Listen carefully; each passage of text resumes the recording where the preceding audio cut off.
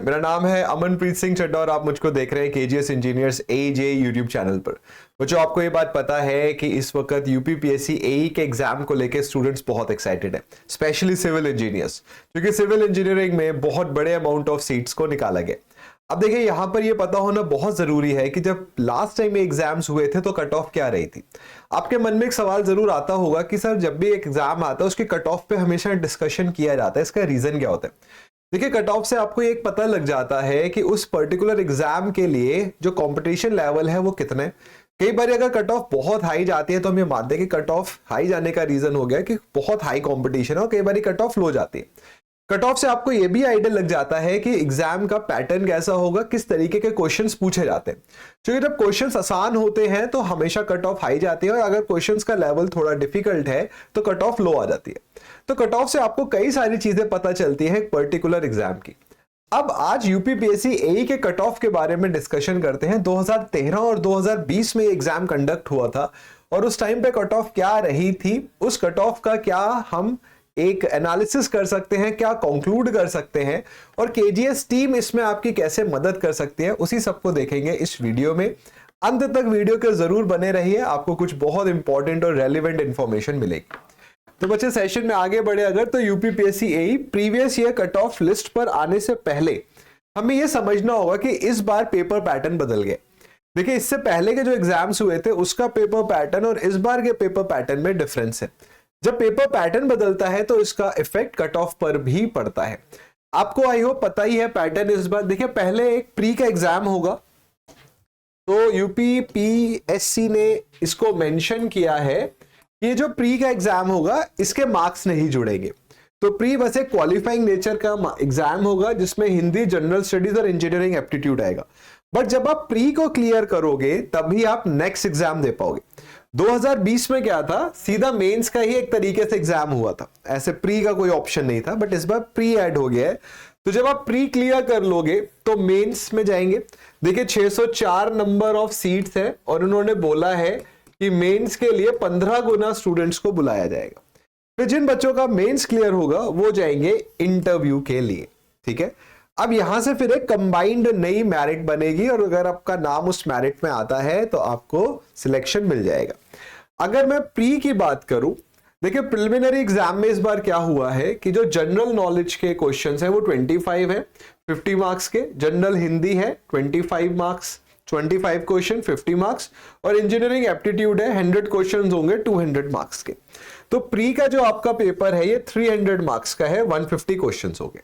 ठीक है, इसमें कितने मार्क्स आपको टारगेट करने चाहिए इस पर भी हम आएंगे, बट ये पेपर पैटर्न हो गया। जब आपका प्री क्लियर होगा उसके बाद आएगा मेंस। तो अब से पहले क्या हो रहा था, सीधा मेंस का एग्जाम एक तरीके से हो रहा था, सीधा इस पैटर्न पर ही एग्जाम हो रहा था। 750 मार्क्स का एग्जाम था, और उसके बेसिस पे आपके जो मार्क्स आ रहे थे आपको सिलेक्शन दिया जा रहा था। अब इस बार प्री लाने का एक नेचर, एक रीजन ये भी हो सकता है कि नंबर ऑफ स्टूडेंट्स बहुत ज्यादा हो रहे होंगे। देखिए, यूपी के एग्जाम में यूपी के बच्चे तो हैं ही, और आसपास मतलब पूरे इंडिया के ही स्टूडेंट्स अलाउड होते हैं, तो नंबर ऑफ स्टूडेंट्स बहुत ज्यादा हो जाते हैं, और ऐसे केस में कॉपी चेकिंग, इंफ्रास्ट्रक्चर मेंटेनेंस बहुत ज्यादा कॉस्टली भी होता है और टाइम टेकिंग भी होता है। तो एक रीजन हो सकता है प्री पेपर लगाने का कि हाँ, मेंस का जो पेपर है वो थोड़ा फिर मतलब आसान हो जाए एडमिनिस्ट्रेशन वाइज, कि उसको यूज करना, उसको पूरा एनालिसिस करना आसान हो जाए। तो बच्चों, ये पैटर्न है इस बार। 375 का पेपर 1, 375 का पेपर 2 मेंस में। लास्ट टाइम सिर्फ यही एग्जाम हो रहा था। अब इसमें एक और चीज जो ऐड हो गई है, तो जैसे ये 750 मार्क्स का है, और इसमें फिर 100 मार्क्स और ऐड हो गए हैं इंटरव्यू के। ठीक है, लास्ट टाइम तक ये सिर्फ 750 मार्क्स टोटल आप बोल सकते। अब अगर हम देखें बच्चे, यहां पर कट ऑफ की बात हम करें, ठीक है, 2020 की कट ऑफ की हम बात करें, और अगर हम अनरिजर्व्ड की बात करें तो 738 was the maximum number of marks जिस पर आपको एग्जाम में जैसे डिपार्टमेंट मिल गया था, 716 वाज मिनिमम, 516। तो आप ये देख रहे हो कि अगर हम बोले कि यूपीपीएससी एई में अगर हम अराउंड 70% स्कोर करते हैं तो we have got a good chance to be in UPPSC AE. तो सबसे पहले ये बात हमें बिल्कुल क्लियर अपने दिमाग में रखनी है कि at least we need to score 70%। देखिए, बाकी कैटेगरीज में भी मार्क्स हैं, उनमें 70% से कम है, बट एक होता है ना, एक बिल्कुल सेफ अपने आप को रखना है, तो हमें 70% टारगेट बिल्कुल करना है।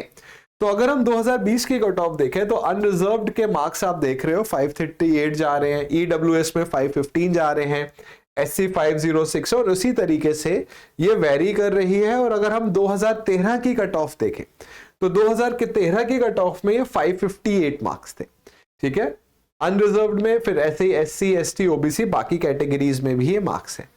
अब यहां से हमने ये कंक्लूड करा कि 70% marks we need to score.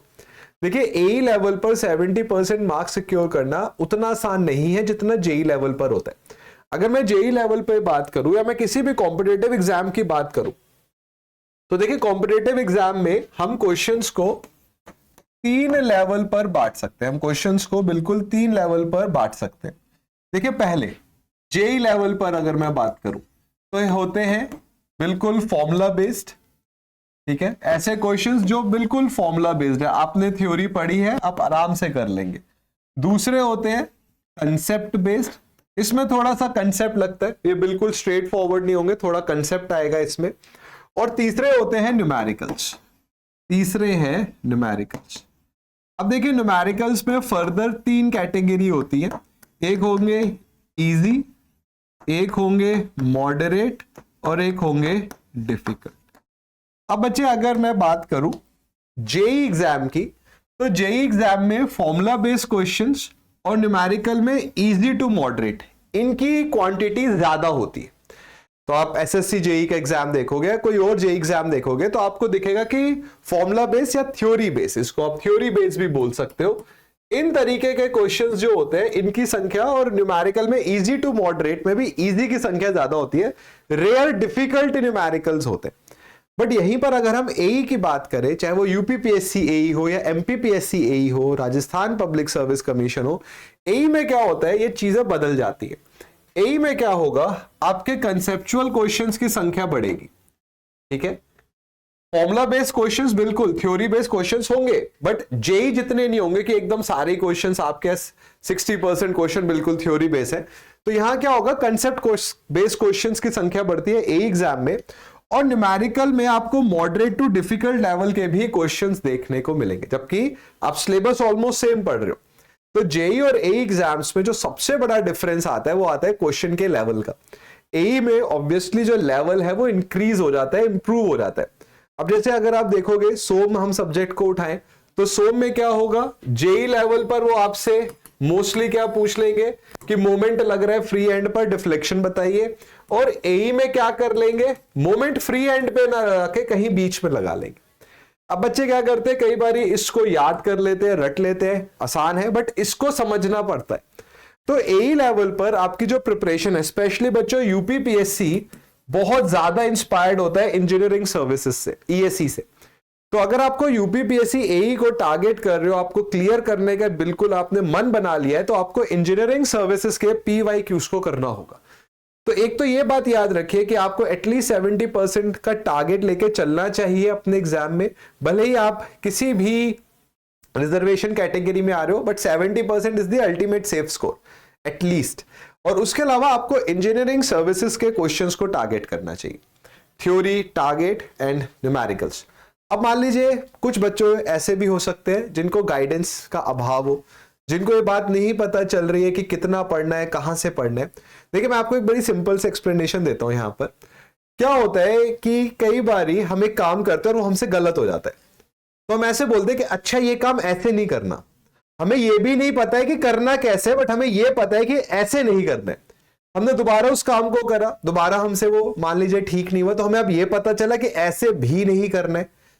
तो अभी भी दिक्कत क्या आ रही है, हमें ये अभी भी नहीं पता चल रहा है कि वो करना कैसे। हम गलतियां कर रहे हैं, हमें ये पता चल रहा है कि अच्छा एक्स तरीके से नहीं होगा, वाई तरीके से नहीं होगा, बट ये नहीं पता चल पा रहा है कि किस तरीके से होगा। या मान लीजिए तीसरे अटेम्प्ट में हमें पता चल गया कि इस तरीके से होगा, बट कहीं ना कहीं हमारा टाइम लॉस हुआ।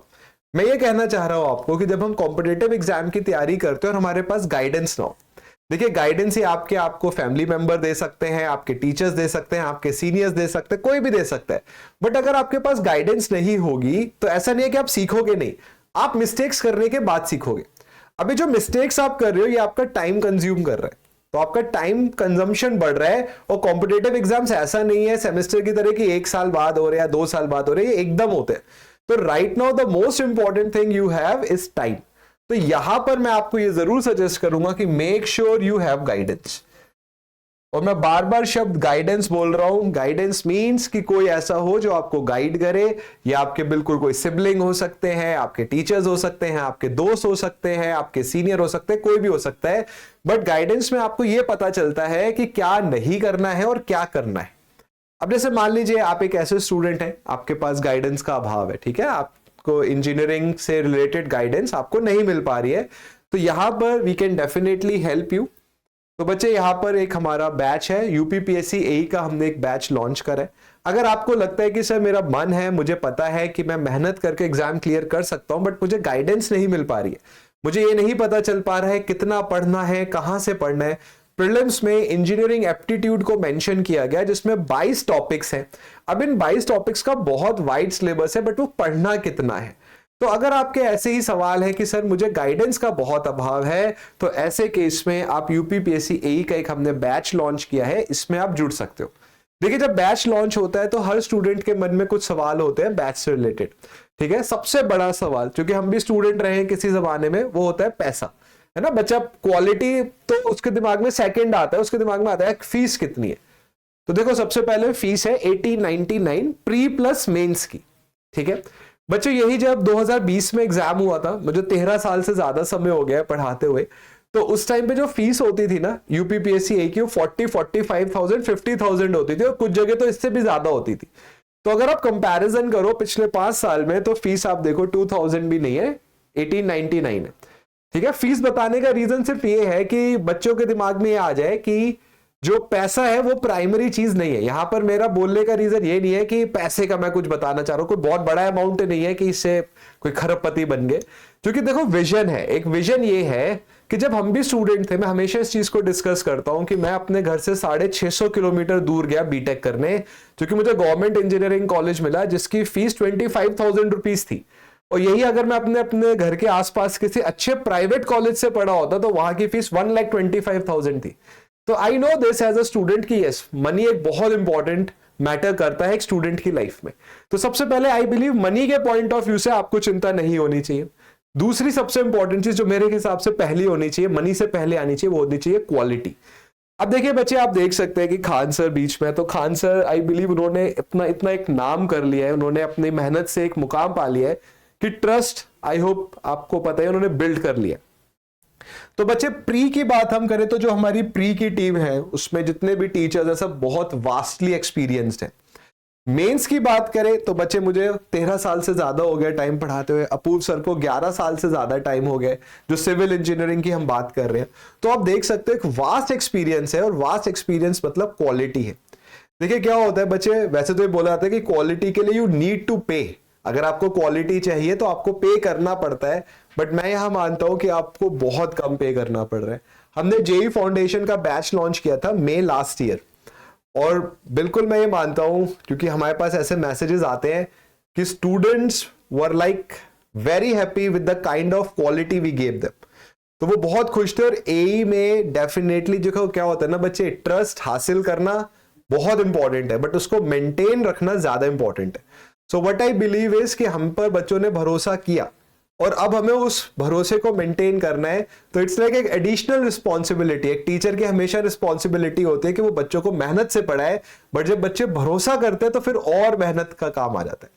तो बिल्कुल आप इस बैच में जुड़ सकते हैं, और मैं आपको बिल्कुल उम्मीद एकदम दिल से बोल सकता हूं कि आप जब कंटेंट क्वालिटी देखेंगे तो आपके मन में बिल्कुल यही आएगा कि यस, ये इट्स लाइक होता है ना, अंग्रेजी में बोलते हैं जस्ट लाइक पीनट्स, कि आपको मूंगफली के दाम पर बढ़िया बादाम मिल रहे हैं, ट्रस्ट में, क्योंकि money is not the primary concern right now. बच्चों इसमें थोड़े से फीचर्स मैं आपको ये बता देता हूं कि बच्चे पूछते ही हैं, इसमें लाइव प्लस रिकॉर्डिंग दोनों है। किसी भी रीजन की वजह से अगर आप क्लासेस में नहीं आ पाते हो, घर में कोई काम आ गया, कोई भी रीजन है, तो आप रिकॉर्डिंग्स देख सकते हो, और N number of time recordings देख सकते हो। ऐसा नहीं है कि 2 बारी 3 बारी के बाद नहीं प्ले होगा ये, आप जितनी मर्जी बारी चाहो उतनी बारी आप देख सकते हो। आपको हर क्लास की पीडीएफ ऑफलाइन में आप डाउनलोड कर सकते हो, जब आपको टाइम मिलता है आप बिल्कुल उन पीडीएफ को पढ़ सकते हो। कोई भी आपका सब्जेक्ट खत्म होगा तो उस सब्जेक्ट का फुल एक टेस्ट होगा, उसके बाद बच्चों आपके डाउट सेशंस होंगे। और लेट्स से कोई ऐसा स्टूडेंट है जिसको अभी भी मन में डाउट है कि नहीं यार मुझे एक बारी चेक करना है कि जो भी टीचर पढ़ाएंगे क्या मैं उनसे कनेक्ट कर पा रहा हूं, उनका पढ़ाया मुझे समझ आ रहा है या नहीं, तो बच्चे आपको 3 डेमो क्लासेस भी मिलेंगी। और मैं ये मानता हूं कि once you come into the classes आपको पता चल जाएगा कि आपको मजा आएगा पढ़ने में, इतना मैं बिल्कुल बोल सकता हूं इस चीज को। तो बच्चों प्रीवियस ईयर कट ऑफ आपने देखी, उसका कंक्लूजन मैं आपको यही बोलूंगा कि 70% एटलीस्ट आपको टारगेट करना है। ज्यादा तो जितने लाएंगे उतनी अच्छी बात है, but 70% go for 70%। In fact interview देखिए, बहुत सारे बच्चों को इंटरव्यू में लेकर डाउट रहता है ना। इंटरव्यू में हमें लगता है कि वो टाई लगा लो, साड़ी पहन लो और हमारा सिलेक्शन हो जाएगा, तो ऐसा बिल्कुल नहीं है। इंटरव्यू में आप किस तरीके से बोल रहे हैं, क्या आपका कॉन्फिडेंस है, क्या आप देखिए कॉन्फिडेंस और एरोगेंस 2 अलग चीजें होती है। तो आपका जो एक पर्सनैलिटी है वो बहुत इंपॉर्टेंट है। मेरे बारे में हो सकता है आपको पता हो, मैंने भारतीय सेना, इंडियन आर्मी, एसएसबी जो होता है जिसको क्लियर करने के बाद आप आर्मी में ऑफिसर बनते हो, तो आर्मी का एसएसबी में इंटरव्यू होता है और उसको इंडिया के सबसे टफ इंटरव्यूज में से एक माना जाता है। तो उसको मैंने क्लियर करा, ऑल इंडिया रैंक मेरी फर्स्ट भी आई है उसमें। तो definitely when it comes to interview we will help you in interviews as well. हम आपकी इंटरव्यू में भी पूरी सहायता करेंगे, और ऐसा नहीं है कि उसका कुछ एडिशनल आपको अलग से देना पड़ रहा है, ऐसा कुछ नहीं है। तो बच्चों आई होप अगर आपके पास गाइडेंस का अभाव है तो बिल्कुल आप इस बैच को ले सकते हैं, और इसका रजिस्ट्रेशन ओपन है खान ग्लोबल स्टडीज की वेबसाइट या ऐप पर जाकर आप इसको बाय कर सकते हैं। 4 फरवरी से क्लासेस स्टार्ट हो जाएंगी, ठीक है। तो हम जनरल स्टडीज पढ़ेंगे और इंजीनियरिंग एप्टीट्यूड में मैं ग्रीन एनर्जी पढ़ाना शुरू करूंगा। So this is the perfect time to start. और देखिए एग्जाम में अभी कोई डेट नहीं आई है तो हमें नहीं पता है कब होना है, बट वी आर एक्सपेक्टिंग कि हाँ 3 से 4 महीने तो नहीं होना है।